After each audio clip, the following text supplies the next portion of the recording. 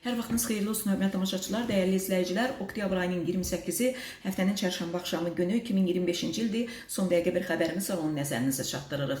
Son günlər partiyasındakı qalmaqalla gündəmə gələn Ana Vətən Partiyasının sədri Fəzail Ağamalı bu dəfə də yeni faktla medianın gündəminə gəlib. Belə ki, News 365 A saytı Musavat.com-a isnadən xəbər verir ki, keçmiş deputatın hər kəsdən gizlətdiyi bir oğlu da varmış səndimə. Əldə olunan məlumata görə həmin şəxs 1987-ci il təvəllüdlü İlqar Ağamaliyev Fəzail oğludur. Ailə də onu daha çox Ali kimi çağırdıqları üçün bu adla da daha çox tanınıb.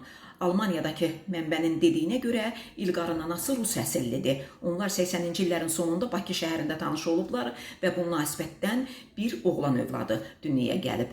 Fəzail Ağamalının rəsmi nikahda olan həyat yoldaşı bu məsələni bildikdən sonra ailədə ciddi problemlər yaşanıb. Bu səbəbdən də Fəzail Ağamalı oğlunu və qeyri-rəsmi münasibətdə olduğu qadını Bakıdan çıxarmağa məcbur olub. O uşağı və qadını Rusiyanın Sankt-Peterburg şəhərinə göndərib. Bəli, faktlar bunlardır. Fəzail Ağamalı da faktı danmayıb, gizlətməyib, təsdiqləyib və bunu cavanlıq səhvi adlandırıb.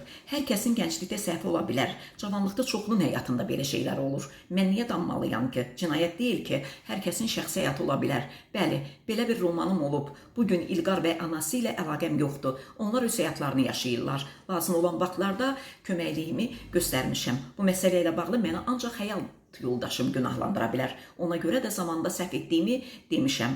Ondan bu səhvə görə də üzr istəmişəm. Vəssalam deyə Fəzail Ağamalı bildirib və Fəzail Ağamalı həm də onu deyib ki, ABŞ prezidenti Donald Trump da 3 dəfə evlənib. Orada qəribə nə var ki?